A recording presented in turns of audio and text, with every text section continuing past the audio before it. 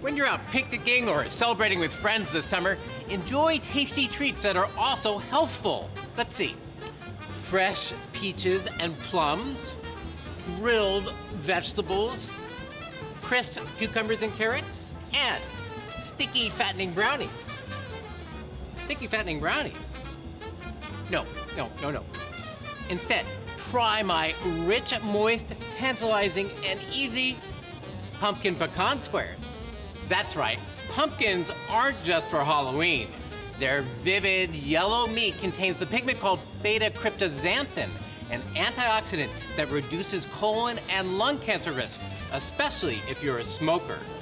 Pumpkin is also rich in potassium, which helps to lower blood pressure, and it's packed with vitamin C, which can make asthma, osteoarthritis, and rheumatoid arthritis less severe. Not all pumpkins are good for cooking. The big pumpkins we carve at Halloween aren't very tasty, and their insides are pretty tough, but you can save and toast the seeds for a snack. For cooking, you want a fresh sugar or pie pumpkin that's smaller and sweeter. But if you don't want the hassle of a whole pumpkin, you could use frozen or organic canned pumpkin, like I'm going to use in my healthy alternative to the sticky, fattening, conventional brownie. My oh-so-delicious ChefMD approved pumpkin pecan squares.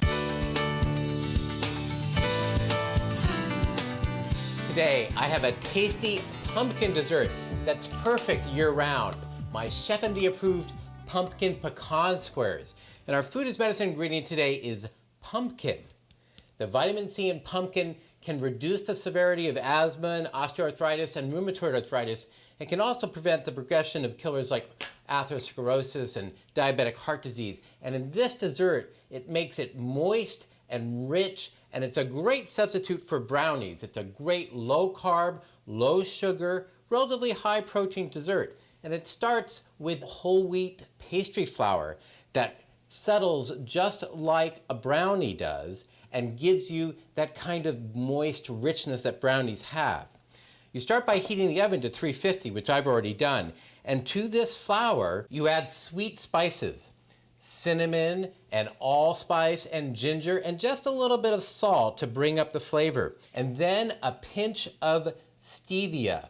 It's actually 300 times sweeter than sugar. You can grow stevia in your own backyard. It's an easy to grow herb, and dry it and crumble it in this dessert if you like.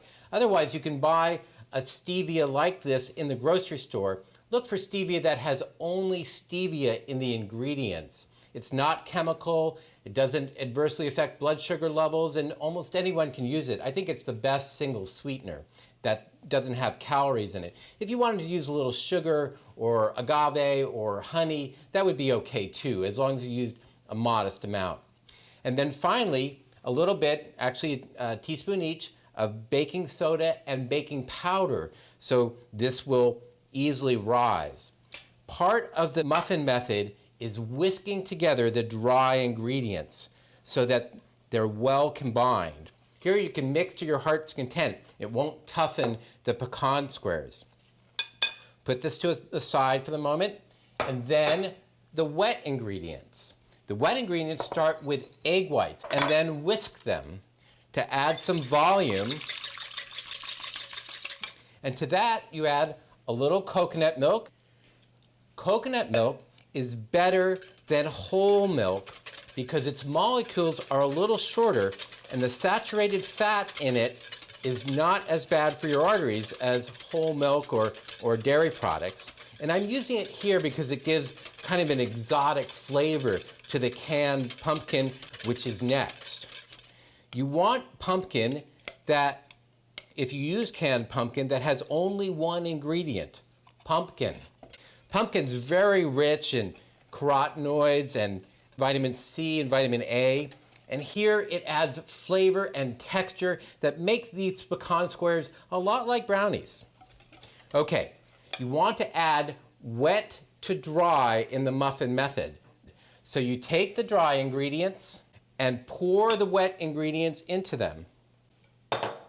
Okay, this is the secret. Do this gently. Just mix until it's barely combined. If it's a little lumpy, that's okay. You don't want to overmix the flour. Just barely combine it. I'm sweeping back and forth to bring the flour in. Just when it has a little bit of flour left, add your toasted pecans, which add not only flavor, but also good healthy fats, plus texture. And now, just pour it in a 13 by 9 inch baking pan. You want to bake for about 25 minutes. I'll put it in the oven and grab one that's already done.